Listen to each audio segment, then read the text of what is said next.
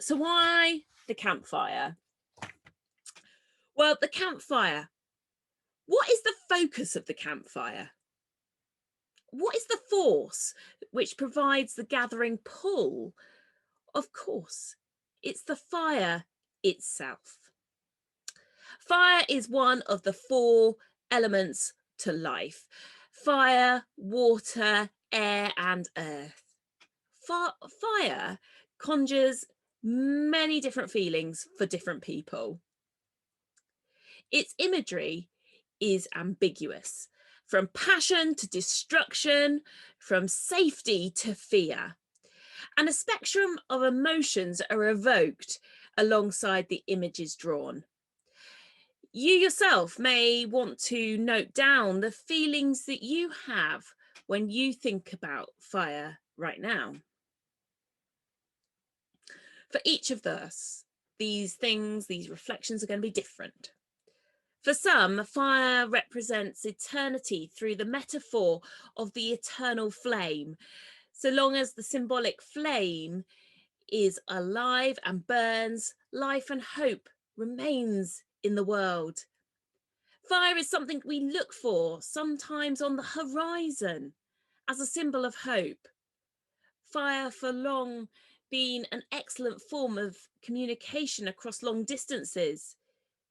Fire is warmth, and its sight may signify refuge from the cold outside. A fire on the horizon can symbolize a safe haven in which a traveller may rest. Fire also represents rebirth and resurrection. The role of fire in the symbol of rebirth is best known through the phoenix. The mythical phoenix dies by spontaneous combustion. It bursts into flames and disintegrates into ashes. Then from the ashes, a new phoenix is born to live its life again. Similarly, when a fire burns through a forest or up on the moor like it was the other day, the old growth in the forest burns away to allow space for the new forest to emerge from beneath. For thousands of years, gathering around a fire was the original social media. Stories were shared, memories recalled, and celebrations held. Coming together around the fire is a way for us to reconnect to ourselves, our community, and our ancestors. It is a way for us to see our place in creation and find our way home. Learning to control fire did more than just keep out the wintry chill and develop cookery skills all those years ago. The campfire extended the day beyond sunset, promoted social interaction, entertainment, and art, and played a major role in the development and spread of human culture. The US anthropologist Professor Polly Weisner investigated the fire talk of the Kalahari Bushmen, who still today live as our hunter-gatherer ancestors did all those thousands of years ago. She found that conversations around the campfire differed greatly from those conducted during the day. 3/4 of daytime talk involved practical, economic issues and gossip.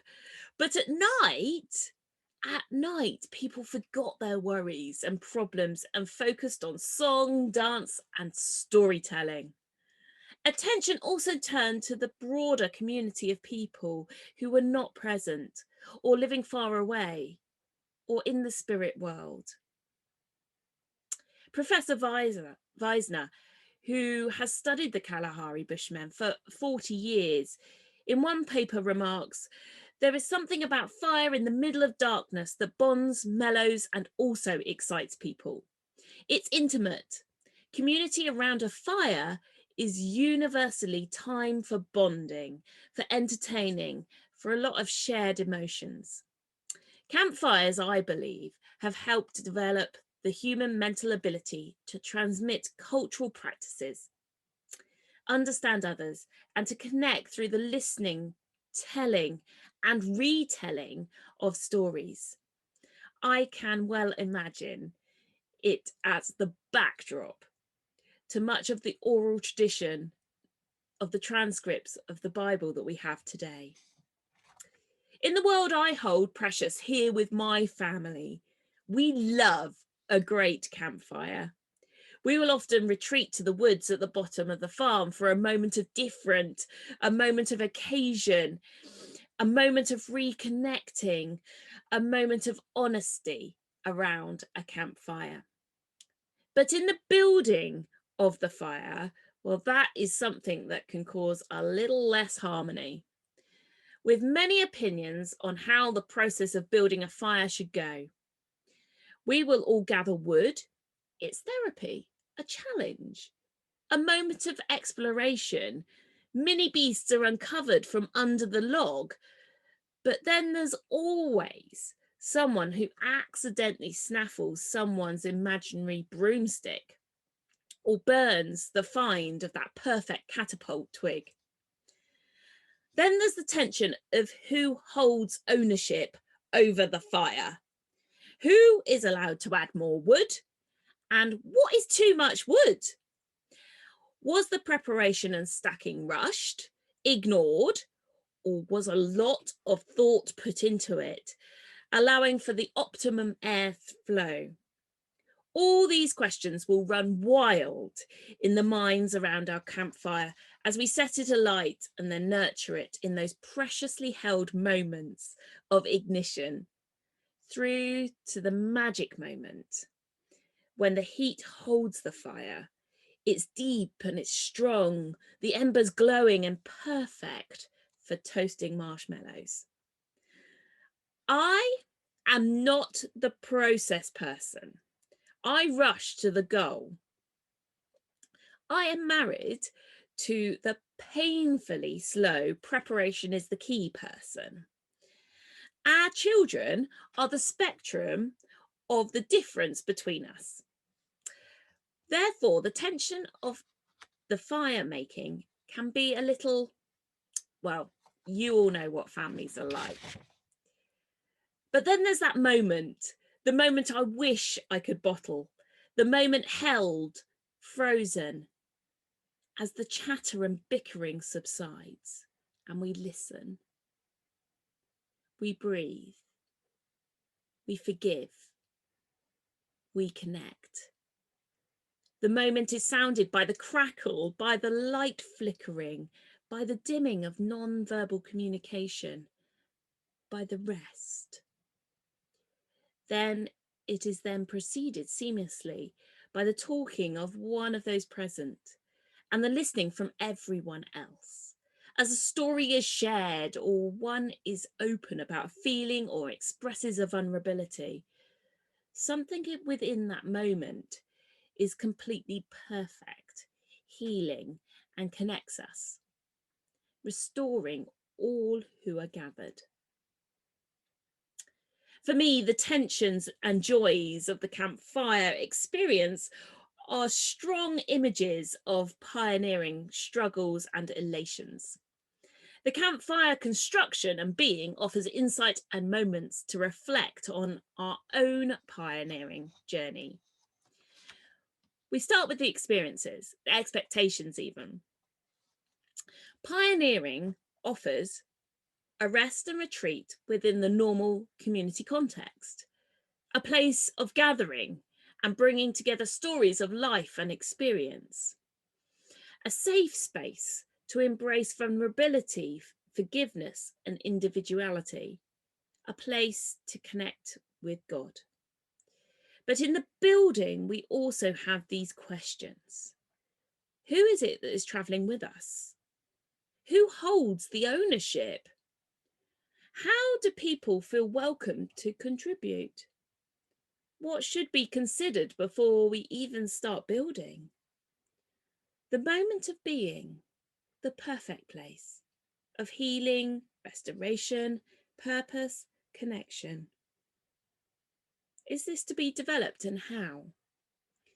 And then there is that moment, the reality outside the campfire.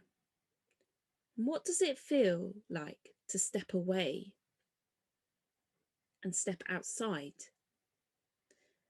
the safety of that campfire. During our time today, we will be joining around a virtual campfire. Okay, the setting is furthest from authentic, but I know the stories we will hear are vulnerable, honest, and immersed in an experience of life through a different lens.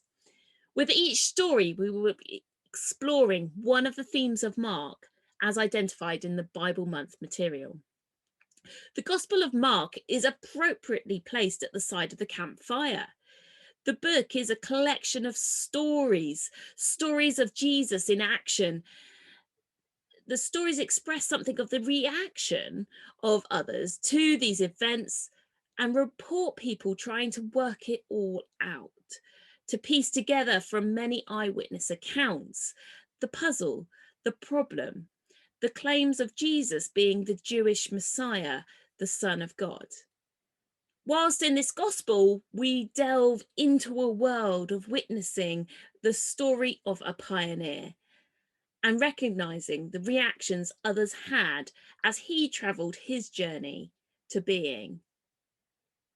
We welcome you to this space today to listen, to reflect, and to ponder on how you relate to this pioneer, Jesus, the Jewish Messiah. And what from his actions and message of good news can be translated into your context. I invite you to look at your labyrinth handout as we begin our reflective pondering.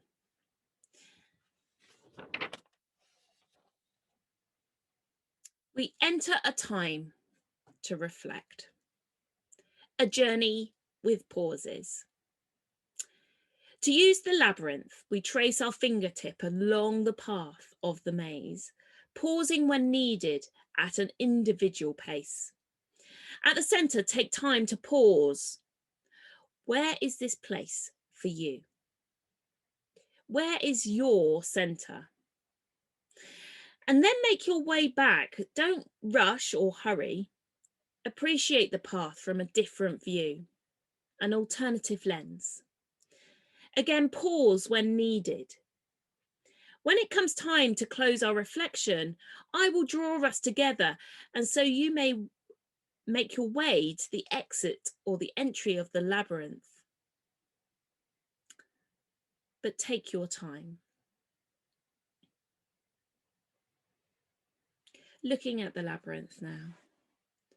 Notice the busyness of the surrounding area already of the labyrinth. The questions lay unanswered or answered. The words you've heard, the images that have made us ponder, the treasures you've snaffled down. There's still space for more stories, ideas, inspirations, frustrations, lessons of past paths trodden. We can take these treasures and carry them, or we can choose to gently lay them down beyond today. We continue our own individual journey, a time to breathe, a time to reflect. Now let's focus on the emptiness of the labyrinth circle. The lines lay untouched, but where do they go? Taking your non-dominant hand, so for me that's my left, I invite you to touch the gateway to the labyrinth. Take notice of what you feel as your fingertip awaits the navigation through the paths of reflective opportunity. Purposefully dust off the distraction beyond the border walls of the labyrinth. Okay, breathe in a deep and focused breath of life-giving air. Notice how that feels.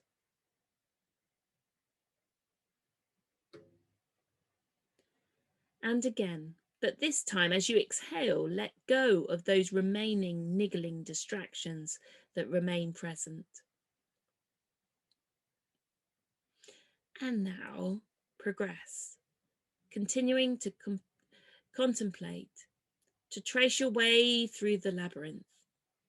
Take your time, appreciating and paying attention to the scenery you are passing in your spirit and mind. Value and grasp the Holy Spirit's inspired words and images you encounter in the flow of reflection, absorbing all that we need to take within, storing and processing, treasuring and evoking. I give you time to reflect now. I breathe in all that is, awareness expanding to take everything in. My heart beats attentive to the miraculous creation of life. From the unnamed vastness beneath the mind, I breathe my way into wholeness and healing. Inhalation, exhalation. Each breath a yes of our first love, our calling, a journey and a coming home.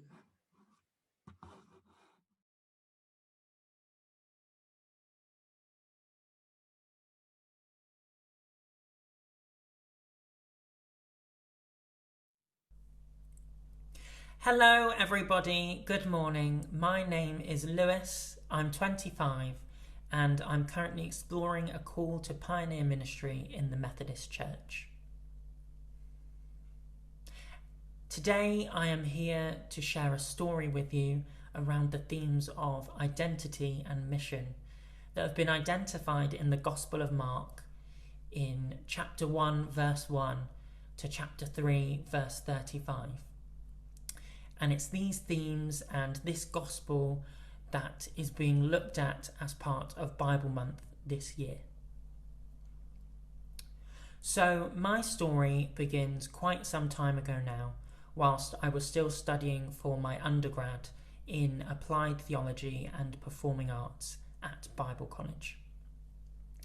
And during my undergrad, I had been given this glimpse into the world of pioneer ministry and fresh expressions that had really sparked something in me, and I knew that this was an area of ministry that I had to explore further, and I didn't really know where that exploration would lead at that point, and I didn't know that exploration would take quite some time, but it did. And eventually that exploration led me to looking at a course at Cliff College, at a master's in mission with a specialism in pioneer ministry. And that sort of came to the forefront around this time last year. Now, I was quite anxious about re-entering into formal education for quite a number of reasons. But one of the main ones that was in the back of my head was that I might possibly have some sort of learning difficulty or difference that hadn't been picked up in my schooling so far. And I had this suspicion during my undergrad as well. And you might think, well, why didn't you, ask someone about it or tell someone about it?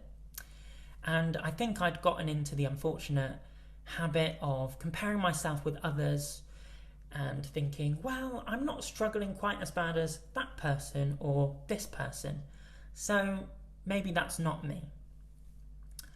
But now that I was looking at exploring a master's or doing a master's, and that it would be studying to such a high level, I knew that I couldn't ignore this niggling in the back of my head, and I had to get a proper learning needs assessment.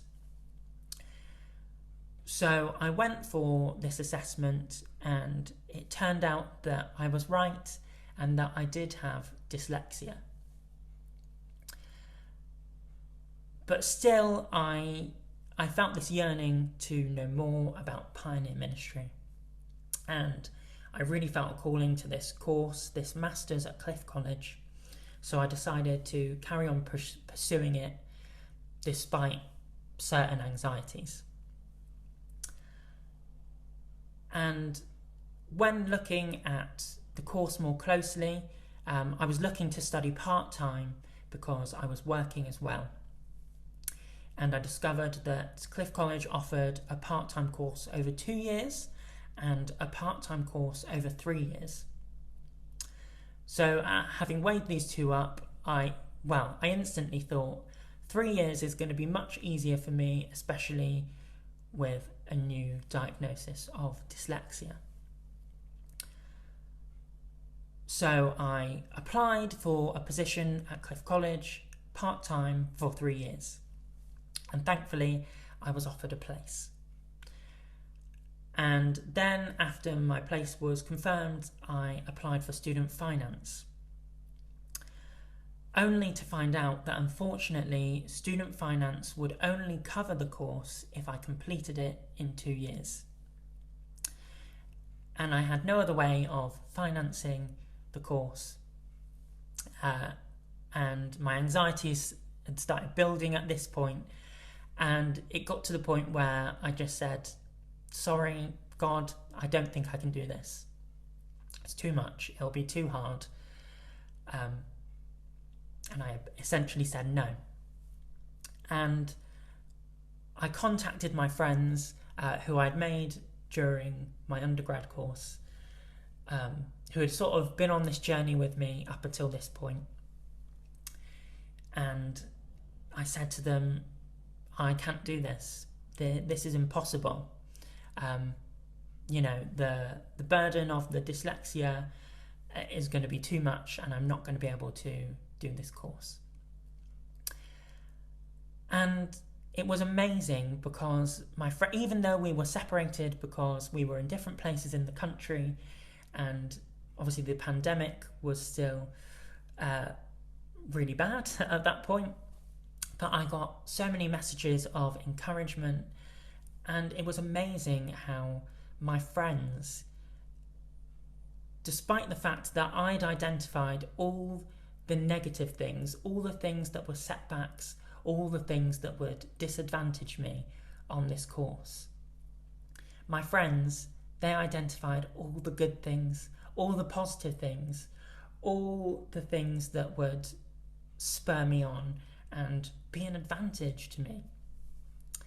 And it was really their encouragement, their faith in me, that made me rethink again and decide, actually, no, I can do this.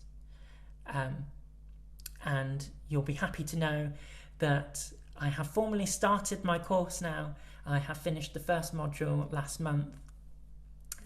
Currently doing my first essay, so any prayers you can pass my way would be much appreciated.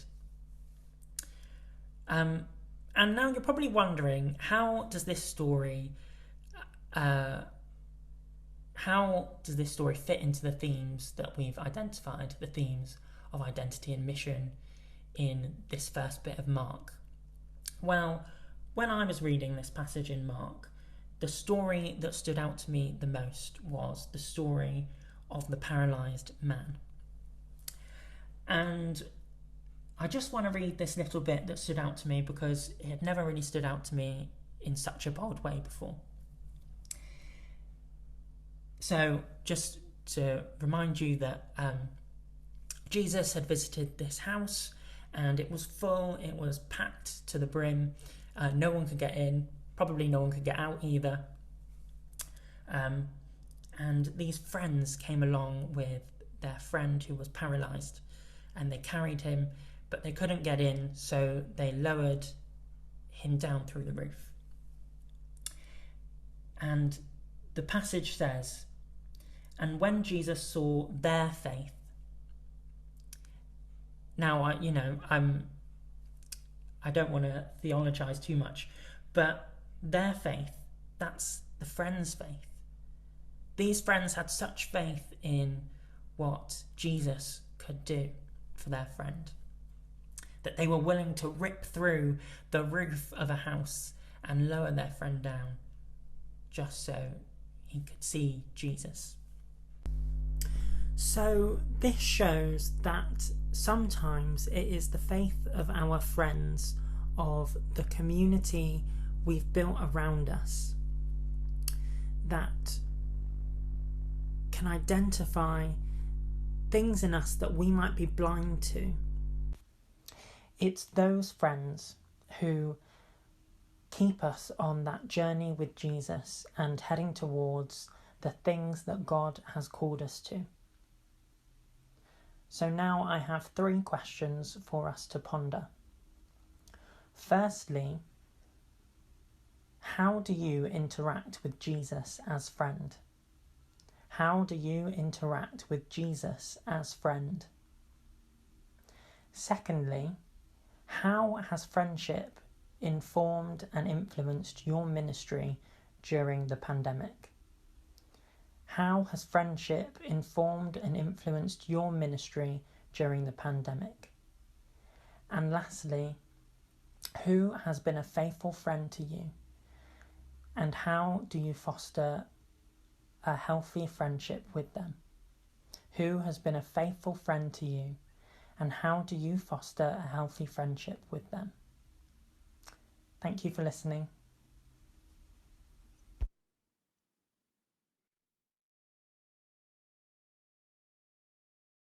Thank you.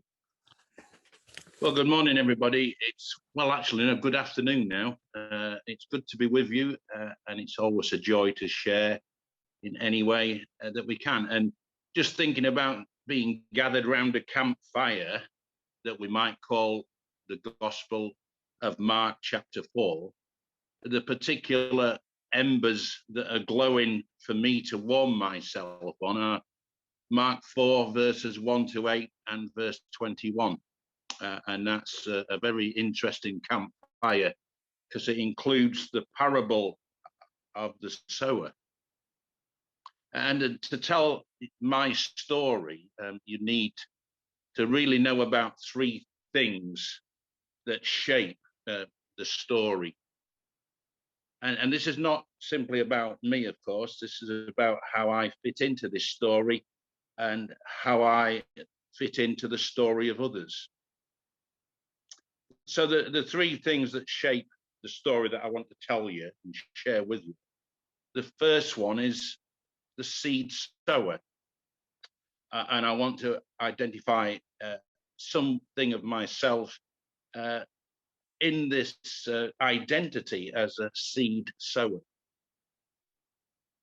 And my life, and this is not my life story, but it's important so you understand that in the 67 years of life that I've had so far, you can grasp the components of that life in order to understand what may shape a seed sower.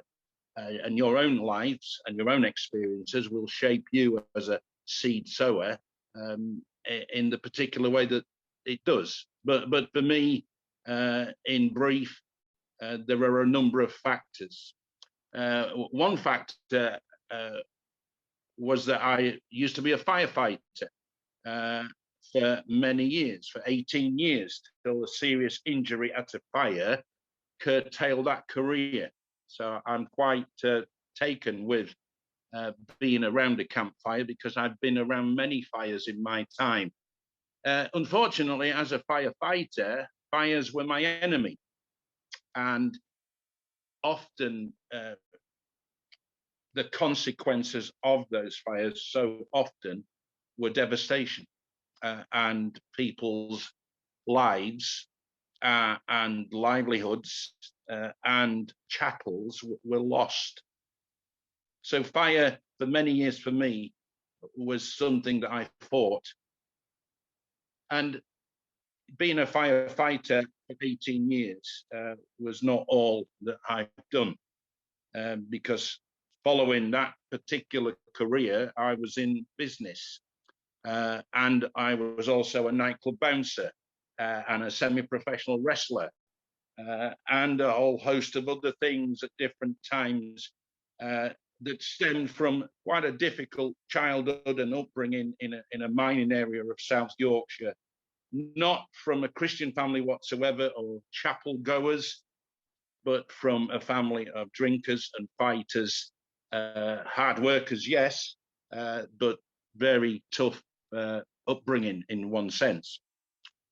And so when I ended up being retired out of the fire brigade and entered into other things, and having been a bouncer for quite a few years at the same time, I got a bit prone to what you might call doing a dodgy deal or two to make extra money. That escalated, and eventually, to cut a very long story short, that's been well documented in various ways, I was once described as a multimillionaire, so I became a very wealthy person in property and goods and different things, and powerful, and according to some, scary. And then for a number of things that happened, I got what you might call caught, and spent some time in a particular wilderness. And again, just to culminate this, I ended up in prison. I was found guilty of a number of things to do with, can I call them creative business practices? And I didn't get caught for many other things, but I did end up in prison, and getting into further trouble there with my then personality meant I ended up in solitary confinement for about 8 months, I think it was. And it was there that I one night gathered round another campfire, which was imaginary, because I needed warmth, I needed something, because I was at the lowest point of life. And I had some moments where I found a book behind a cupboard before I felt that life was over for good. And the book was about a man in trouble, but being loved by God, regardless of who he was. It's called The Tartan Pimpernell, written by a former Scottish Presbyterian priest who was captured and tortured by the Nazis in World War II, and the man was called Donald Caskey. I never would have had the opportunity to meet him because he died in the 70s, I think it was, but he became my hero. But he introduced me to another hero who shaped my life, and that hero was Jesus Christ. So when I came out of that particular place, things moved at a pace. I wandered into a small Methodist chapel in Norfolk with some lovely people who said one word to me, and that was welcome. And the shape of me as a seed sower continued to be formed and molded, and was really founded on life experience of the type that I particularly had had. And it dawned on me one day that nothing I'd ever done had stopped God from loving me. And certainly Jesus was quite happy to befriend me on a salvation promise, unconditionally. So this particular seed sower ended up going to theological college, in fact, 5 theological colleges in the end for different reasons, and a number of universities, and achieving things that no one would have ever expected me to achieve, academic qualifications, degrees, master's degree, various things that were not really attuned with my previous life, but came my way for a reason, because I was being formed and shaped into a seed sower. And that ended up eventually with me becoming an ordained presbyter in the Methodist Church. And there's another story for another time, because it's long and it takes many twists and it takes many turns. And here I am, posted and stationed on the Islington and Camden Methodist Mission Circuit. Yes, with pastoral charge of churches in Camden and Caledonian Road, and working with Archway and Islington Central, and involved with major new projects, particularly at Camden, where we've got a £17 million project happening, where the old church building is being developed and will evolve into a church with a boutique hotel attached to it. And this project has highlighted both good and bad things about the infrastructure of the Methodist Church. So this seed sower can tell you stories all day about this seed sower. But the point is, it's about Jesus.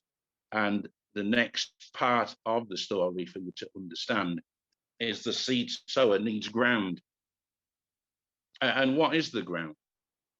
Well, the ground is the context. And the context usually contains people.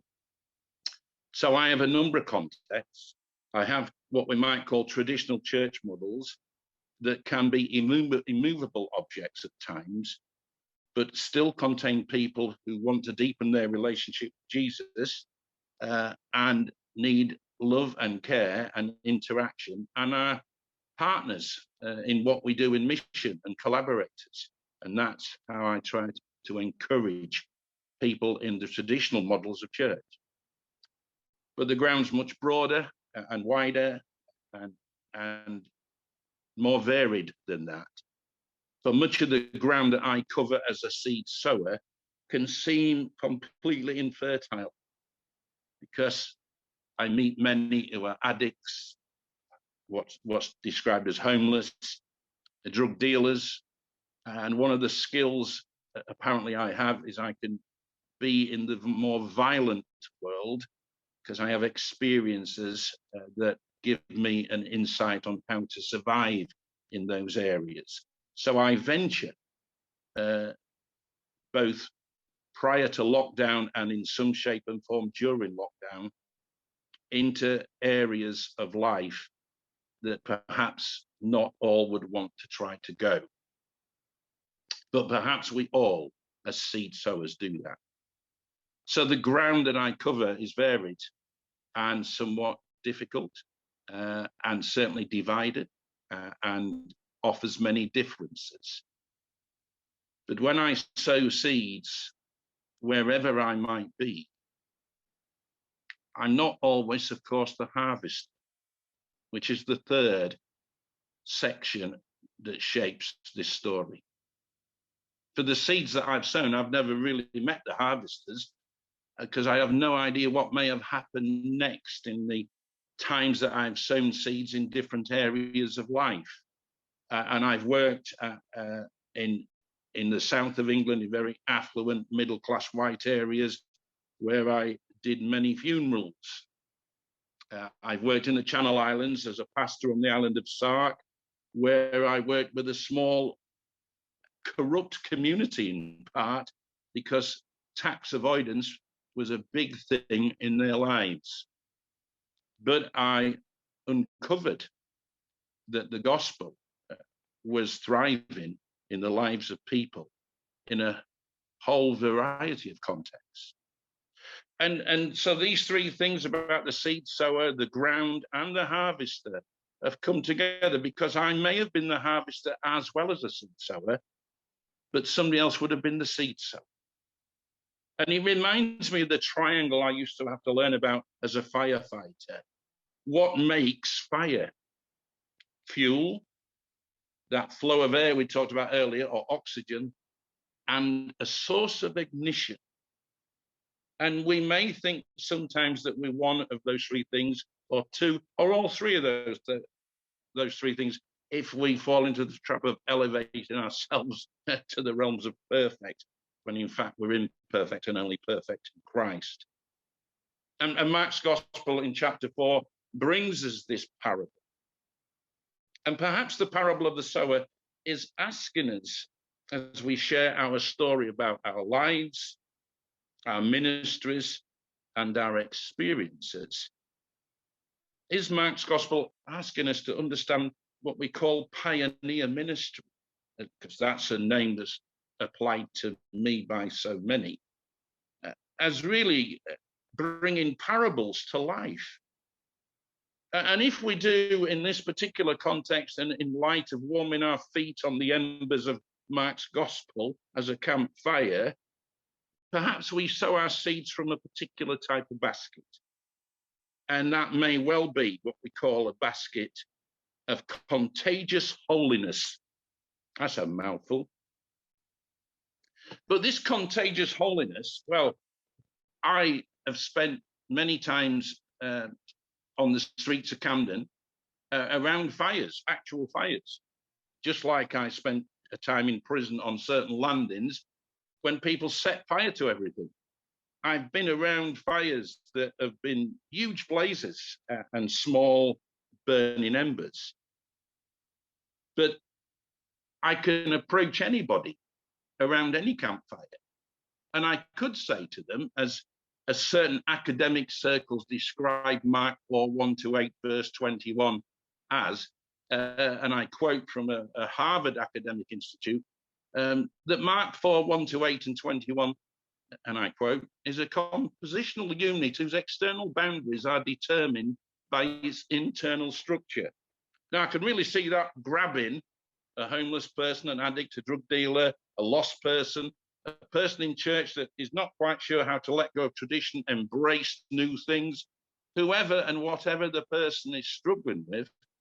I find that academic breakdown of Mark 4 may not well do the trick. I could say, like, I'm a pioneer and I'm a person called by God who is the first to see creatively respond to the Holy Spirit's initiatives with those outside the church, gathering others around them as they seek to establish new contextual Christian community. I can think that might be my basket of contagious holiness, and I think I'd be wrong. It's just a definition. I could say that I'm a pioneer, meaning that the pioneer church exists to be a gathering of kingdom people with kingdom passions who fulfill Jesus, kingdom purpose, kingdom people. We seek to reach people far from God, who are bound to the prison of this world with the life-changing message of Jesus and his gospel. That's a powerful statement, but will it be an attractional model to the heroin addict sat outside Sainsbury's on a cold Monday night, wet and freezing and angry and scared and lost and in need of the next fix? Will that create a conversation or build in any shape or form a community? Or I could use another method. I could offer them a Jaffa cake. And that's what I was offered by a prison chaplain when I went into a meeting. Not that prison chaplain or prison would be the thing that I would ever say brought me to Christ. That happened later in a small Methodist church with Holy Communion. But it did set me on a journey. It did invite me to ask questions. And I accepted the Jaffa cake. And I didn't think, is it a cake or a biscuit? I just thought, why is that man offering me a Jaffa cake? And I spoke with him and talked with him and started to think about me and my life and what it had been. So when I cast my seeds from baskets of contagious holiness, it's purely about offering and sharing something very simple, something that's unconditional. And what makes that ground fertile?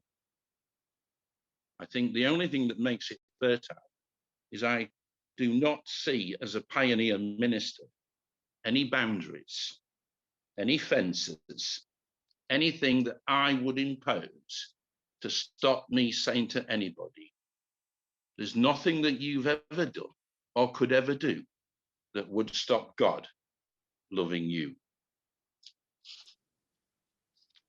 The harvester, the sowed seer, the seed sower, and the ground are all contexts that come together and ask a question. Where is the fuel? Where is the ignition?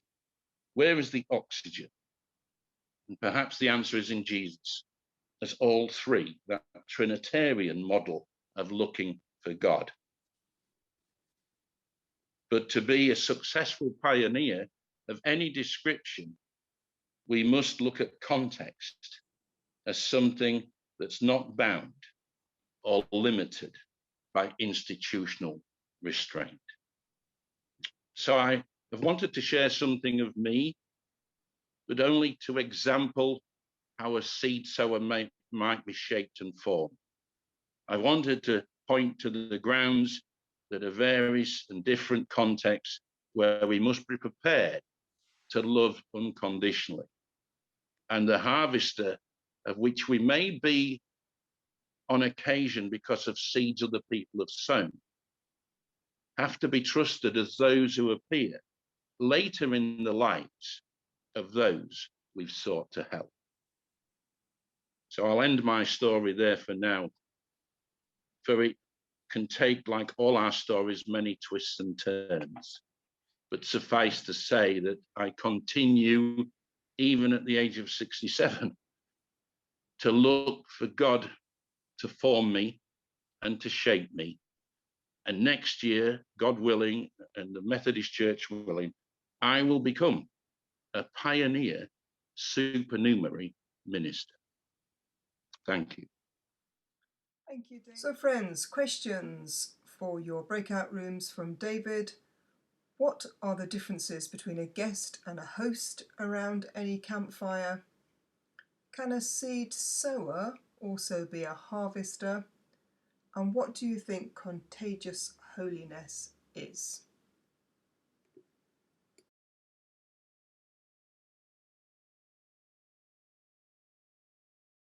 Everybody, it's great to be here alongside you all today.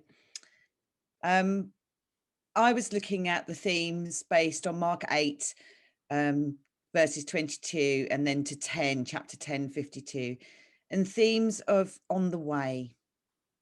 Open our eyes, Lord, lessons to be learnt, turning things upside down, and Jesus' destiny becoming clearer. So to begin my story, I'm going to encourage you to use your imagination. I'd like to take you back to the pre-COVID times, to 2018.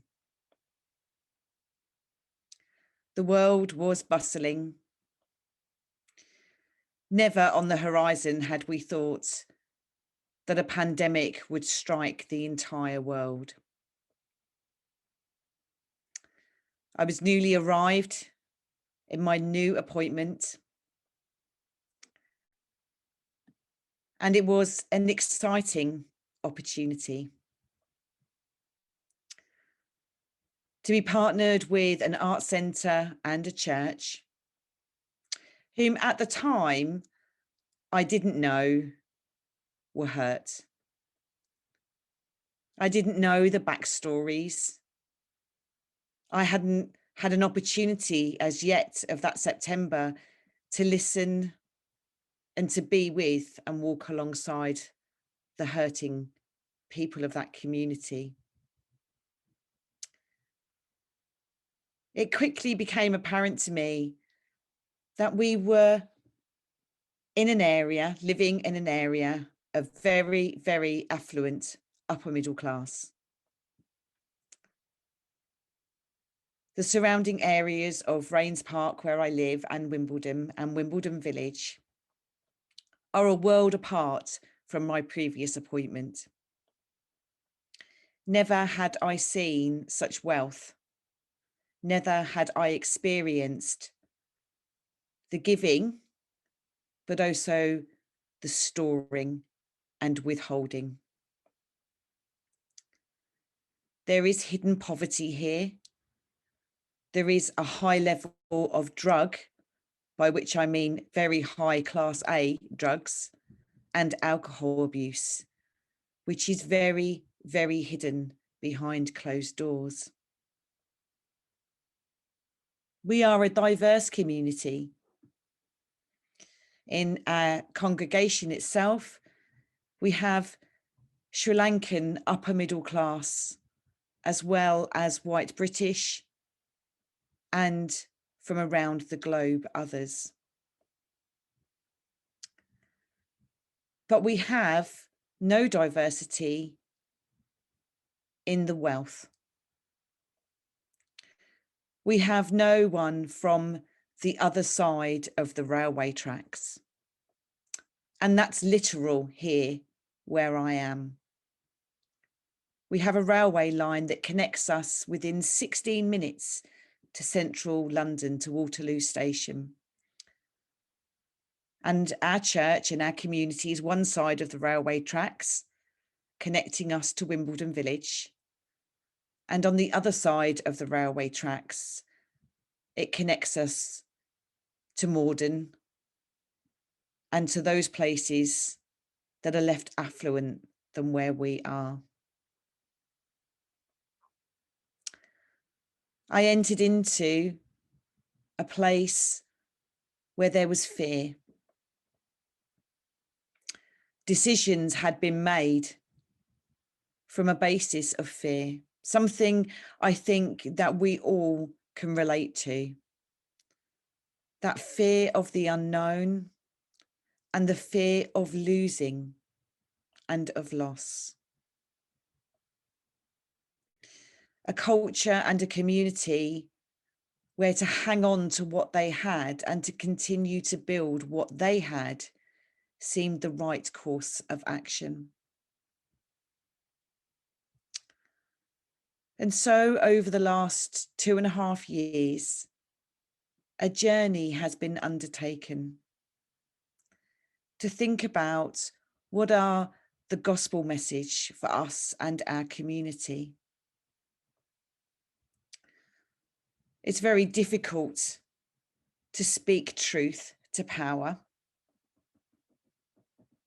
And as we think of those themes within Mark of opening our eyes, Lord, opening our eyes to the truth that is around us. So often the places and people that we surround ourselves with perpetuate a vision of the world that makes us comfortable, that makes us not want to step outside of our comfort zones because we're safe and warm. As today we're using the imagery of the campfire, we can imagine we're all huddled, safe and warm in that glow of that firelight, yet just behind us is the darkness. Just behind our shoulders is the unknown, the shadows, the places that during daylight may seem very familiar, but in our darkest hours, they seem scary. They feel as if people and others are watching us and we are afraid. And so we huddle closer to those who give us comfort. We huddle closer to protect what is ours. That's the challenge that we have in my context. And I'm sure it will resonate with many of you. The clinging on, the wanting almost to remain blind to what is going on. It's interesting in Mark's gospel that Jesus rebukes Peter for seeing in a human way, for seeing the world just through his own eyes and not through the eyes of God. With a divine seeing, our wounds are healed and our eyes are opened. And the possession of things begins to fall away. How do we cope with loss? The blind man that Jesus healed, was there loss when he lost his blindness? In his darkness, using his hands and his other senses, he had learnt to navigate the world as he perceived it. But he recognized that he needed healing, and he called out to be healed. Firstly, it's that recognition. And I think for pioneers, what can often be the hardest work is recognizing and getting our congregations and our communities to a first point of recognizing that they need healing and they need to be made uncomfortable. That's really difficult stuff. That's really hard. It certainly keeps me awake in the middle of the night, trying to decide between how to care and how to walk carefully, but also knowing that I am there to be a stone in the shoe, that I am there to discomfort sometimes and to break down barriers. Lord, I believe, but help my unbelief. Please help my unbelief that anything can change. We can become beaten down by the world around us. But we have a faithful God. And Jesus showed us the model of how to live our lives faithfully and to keep on trying again and again, picking ourselves up and looking at the way to see divinely, embracing that way of suffering and humiliation. For so many in my community, the thought of humiliation, the thought of their secrets being uncovered, of abuse in many, many different kinds, is so scary that they would rather carry on with the abuse than to be healed. And so, as we move forward through the other themes, I'd like to give us 3 questions in which to explore later. How do we speak truth to those who have historically held power and struggled to let it go? When we're in communities where those with power, wealth, and status cling on because it's historically their way. And how do we as pioneers speak truth into that? How to move from a comfortable theology. We all like our comfortable stuff that we understand. Some of us have more understanding than others and have certificates and stuff to prove their understanding of theology, and are comfortable with the way and their knowledge and their understanding. But how do we move to a disruptive theology? And I think that's the challenge for pioneers, to embrace the disruptive, that we don't know it all. And that no amount of learning from a book or no amount of praying sometimes that it will come about, it actually comes about by being disrupted and having those things taken away from us and experiencing loss, in which we surrender ourselves to the Holy Spirit. And surrendering our lack of understanding and our lack of knowledge leads us to a disruptive theology where we can walk alongside others who are disturbed. And healing the eyes to see the world. How do we balance healing and hurt? Having pastoral care, that weighs heavily on me. I love to heal. I love people. I don't want to disturb them. I don't want to make them uncomfortable. But I keep going back, especially for me as a reader, to C.S. Lewis, and my favourite part of The Voyage of the Dawn Treader, when Aslan strips away Eustace's dragon. It hurt.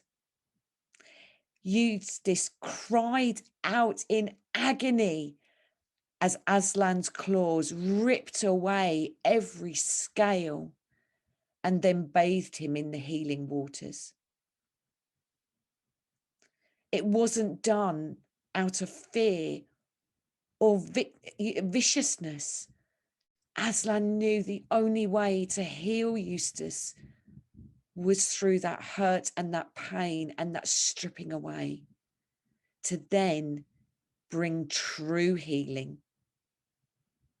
And that's a real challenge for us to understand that balance. Thank you for your time this morning as I hand back over to Fiona and our next storyteller. So again, friends, conversations for your breakout rooms. How do we speak truth to those who have historically held power and struggle to let go? How to move from a comfortable theology to a disruptive theology? Healing the eyes to see the world. How do we balance healing and hurt? The original invite from Fidge, or what's your real name? Fiona, asked me to speak today, said, we need a story from you that highlights the heart of the theme of the Gospel of Mark, which takes that theme and embeds it in the dirt, grime and grit of your pioneering ministry journey. And I thought, I can do that. Then it went on to say, we need to hear stories from the coalface, stories of depth and substance, of inspiration, frustrations, tears, joy, blood and reality. I thought, I'm a pioneer minister, I can definitely do that. Then it said, can you do theme 4, Passion Week? And that's when the panic set in. But once you split that down into confronting the establishment, being watchful, being a hope in the midst of darkness and retelling the story, I hope with God's help that I can do that. So how does God's story meet Nick's story in this journey of being a pioneer in Scotland? Well, for a start, it doesn't really start in Scotland. So for a moment, I need to take you back to 2006, a very different world and a place where I was having a huge argument with God about my call to ministry and how somebody so anti-establishment with such a hatred of institutional church politics could ever really fit in as a presbyter in the Methodist Church. Now, don't get me wrong, I knew that's what God was calling me to be. I'd known that for years, and that's a whole different story. But the exceptional thing about 2006, though, was the lining up of two things which helped create the path ahead. The first was being asked to read Barbara Glasson's book, Mixed Up Blessings, about her journey with the Bread Church in Liverpool as part of my candidating interview. And this was the very first time that I actually felt there was a way to answer God's call to do ministry and still be authentically Nick. And the second actually started in 2004, when the Archbishop's Council of the Church of England published the much-awaited Mission-Shaped Church report, which became a bestseller and laid the foundation for fresh expressions. Rowan Williams said at the beginning of that report, if church is what happens when people encounter the risen Jesus and commit themselves to sustaining and deepening that encounter in their encounter with each other, then there's plenty of theological room for diversity of rhythm and style, so long as we have ways of identifying the same living Christ at the heart of every expression of Christian life. That then led him to say, this of course immediately raises large questions about how different churches keep in contact, learn from each other, and the different kind of leaders that we'll need for this to happen. Mission-Shaped Church was and remains the most significant piece of missional work done by the Church of England in the last 20 years, and has subsequently influenced the missional strategy for many denominations and inspired a pioneer ministry pathway in the Methodist Church. But back in 2006, when I candidated for ministry, that hadn't quite all come together, but it was decided that the Methodist Church would set me off on a very new, unknown path towards what they saw as I'd ordained pioneer ministry. In fact, I have the claim to fame of being the first one financed in this new, unknown direction. However, like most good stories, it's not without its twists, and by the time I left college, the Methodist Church had started the Venture FX program and put all its pioneer funding into this. To join Venture FX, once you were a presbyter, you had to come out of the stationing system. I was a probationer and told in no uncertain terms that I was expected to be very much in the stationing system and to do a normal probation so that I would become more rounded, more steeped in Methodism, and learn to think less out of the box. My only hope in the midst of this darkness were the parting words of my college principal, a man who could not be any more in the box if he tried, who said to me, "Any appointment that they give you will be as pioneering as you choose to make it."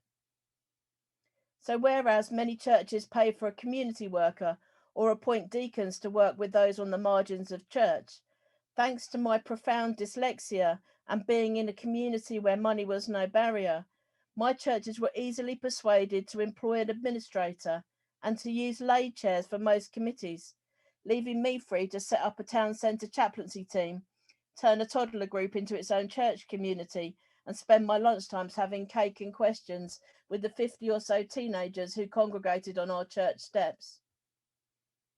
During this time, I studied further and became more and more interested in intentional ministry, like how coffee mornings could really become chaplaincy to the community and not just places to chat. Don't get me wrong, I love a cuppa and a chat, have one with anyone. It's one of my very favourite things and one of the things I long for most again now.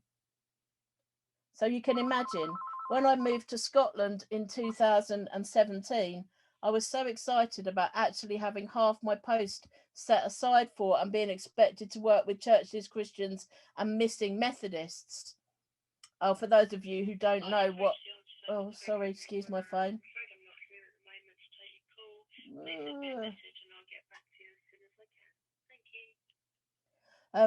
Missing Methodists were brought up in Scotland because the last census up here said that there were 10,000 people who identified themselves as Methodist, and we only have 2,000 attending Methodist churches. So they were deemed to be this mass group of Methodists who were missing in Scotland, presumed lost, and we needed to find them. It turns out that most of them just live in areas where there are no Methodist churches, and so they joined the local church.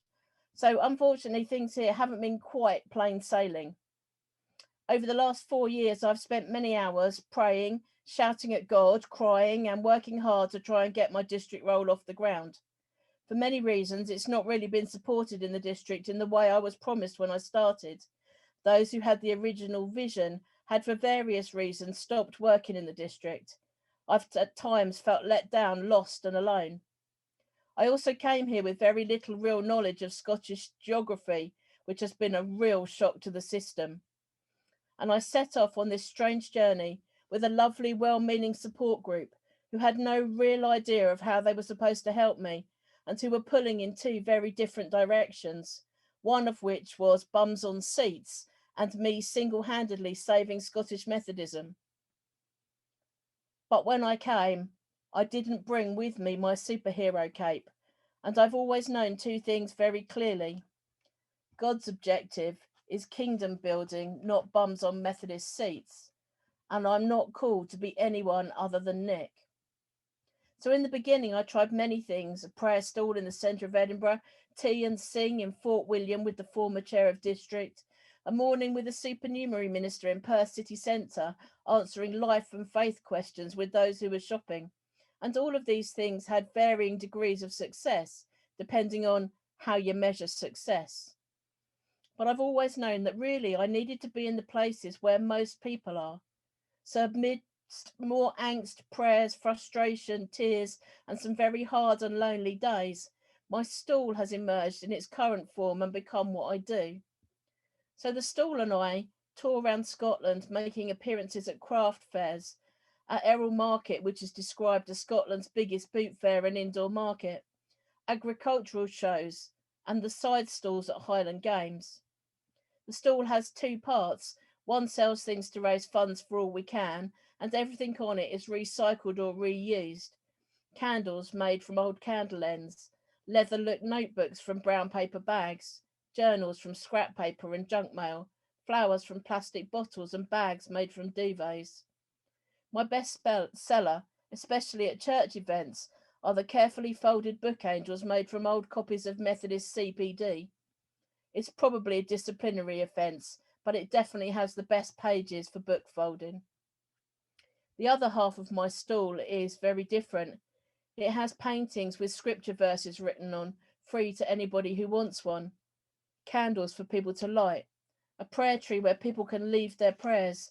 But most importantly, it offers people a space to stop for a minute in the busyness of the day, in the busyness of the marketplace, and take a minute to breathe and focus on God.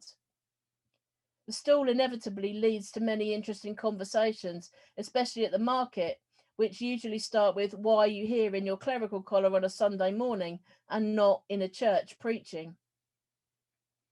It's also led to many prayer requests, prayers for friends, family, communities, pets, and once I was even asked to pray for a large Highland cow before a big competition, but it did only come second, so my prayer technique clearly needs a bit of work. Unfortunately, COVID's put pay to the stall and its outings. For now, all our gigs have been cancelled, and I've had to come face to face with the part of the covenant prayer which talks of being laid aside. A year of being locked down and cancelled has felt like the long days after Jesus' death, when the disciples felt abandoned, lost, and alone. The difference is, though, that we are resurrection people, and I, unlike the disciples, know the end of the story. And so I wait with joy and expectation for a post-pandemic resurrection. I hope that this small glimpse into my story leaves you with the knowledge that however dark the journey seems at times, there is always a light in the darkness, and the darkness can never put it out. And I leave you with 3 questions to ponder. Is Rowan Williams right about what makes a church a church? Is it what happens when people encounter the risen Jesus and commit themselves to sustaining and deepening that encounter in their encounter with each other, wherever that takes place? How do we as pioneers take ordinary everyday things and places and make them intentionally missional? And what can we learn from having had a time of being laid aside or feeling laid aside, even in the busyness?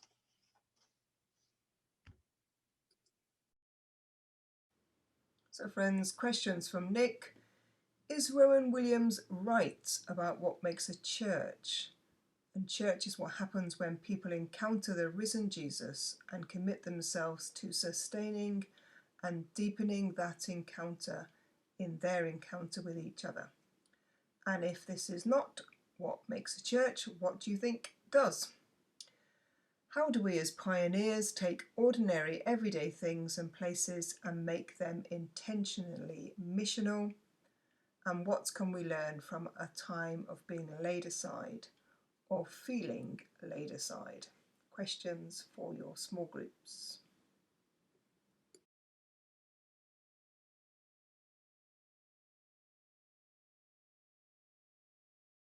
I'm impressed. Wow. There is so much that has been discussed this morning. I was reflecting earlier on my favourite campfires that I have been a part of in the past, and I think this is definitely joining my list because there has just been so much wisdom, so much experience, just so many amazing stories shared. So these are my reflections on what I've heard. It's certainly not going to be everything because there has been so much, but I was encouraged to see some of these things reflect in the comments you've just been putting on the chat, so hopefully that means you've been hearing some of the same things I have. I have very quickly, there are 6 reflections I wanted to give. 3 are kind of focusing on us and 3 are reflecting on the work, if that's not a completely artificial separation. So the first theme that came out, I think, particularly in the first two stories, was that we model what we preach, or at least we should. So we talked about friendship and relationship being important, and that those things are important for us, just as we need to be helping others to think about their importance to them. We talked about identity, and that we need to understand our identity as we are helping other people to understand their identities. The second is that we are not alone, and we cannot do this alone. Connection and friendship and support is vital for our well-being, but it's also vital for fresh eyes. We need to have and be fresh eyes, but sometimes we also need fresh eyes to point out the things that we might not see. That understanding, as David said, that sometimes we sow seeds for others to harvest, and sometimes we harvest what other people have sowed. I think so many of the stories just came across that nothing that happens is the result of one person, and that it should be an encouragement, I hope, to us all. The third is about authenticity. I felt this came out in a lot of the stories and reflections about being true to who we are, being true to the way that we are called to follow Jesus, and the experiences we've had that give us an authentic voice into a particular community. I really loved that advice. Any appointment they give you will be as pioneering as you make it. I think that is so true and so encouraging. The advice as well, not to be held back, but again, to be authentic in all that we do. But then contrasting that with also the value of what I would call purposeful naivety sometimes, making use of those fresh eyes to cause wise disruption, and not being unauthentic in that, but in recognizing that sometimes it can be good to be a little provocative, to be a little bit challenging, and that sometimes we can make use of, particularly when we've changed positions, just being those fresh eyes and going, oh, just explain that to me, just tell me what's going on here as well. So those are three things about us: modeling what we preach, being in community, and being authentic. The other three that are kind of more about the work, the first I think came out several times, is that things will never be as expected. Whether it's because of institutional pressures or because of new contexts that turn out to be not quite what we thought. Things are going to be frustrating, and they're going to be disappointing sometimes, and acknowledging that reality, I think, is really important. And then going, okay, so what am I going to do about it? The second is about people, and I loved how many of the stories focused on the people that we're engaging with. What are their stories? What will connect with them? If we're going to be intentionally missional, what are the new things that will meet people's needs? And what are those things that are already going on, where the people already are, and so we can move to where they are? And that comment at the end, I think it was Sally that said, journeying with people, not doing things to or for them, I thought was brilliant. And then the final point was just to say that I was so encouraged to see that, we were talking today about live stories, about real experiences, about things that are going on in the world, but they're all based on these themes from Mark. And isn't it just amazing to see how Mark was brought to life today? We had some specific stories were mentioned from Mark, and other times it was just themes that are within Mark. But it's just amazing to see that, the Bible can be alive. It can be part of our mission. It doesn't just have to be a dry text that we need to memorize so that we know exactly what the chapter and verse is that we want to reference. And so that if anybody ever brings anything up, we immediately know everything. It's good to know our Bibles. We want to know our Bibles. But they are not simply dry text. They are brought to life. And I just loved that came out through all of the stories and all of the reflections today. was just that it made Mark a living, breathing text. And I just thought that was wonderful. So so those final three, things won't work out as expected. People's stories, connecting with people, understanding who they are and where they are is crucial. And third, just that the Bible is a living missional text. So thank you to all those who shared their stories today, and thank you to you all for sharing your reflections and your thoughts and your comments. And I hope that little summary is helpful. Thank you very much to Lewis and to Dawn and to David and Nick for sharing something of your story. We are deeply honoured actually to have had you here today and to share your vulnerability and to help us articulate something about our calling, and hopefully that will nourish us for the journey ahead. So friends, it's time for us to finish, time for you to go and get your lunches, which may not be marshmallows over the fire. But before we go, let's just pray a blessing on each other. So perhaps for a moment, we might just pause and bring to God the conversations and the stories that we have heard today. Let's imagine ourselves sitting round the campfire with Jesus, listening to the crackle of the wood. And perhaps after a couple of hours of storytelling, you might just imagine the embers of the fire burning down. And so let's pray.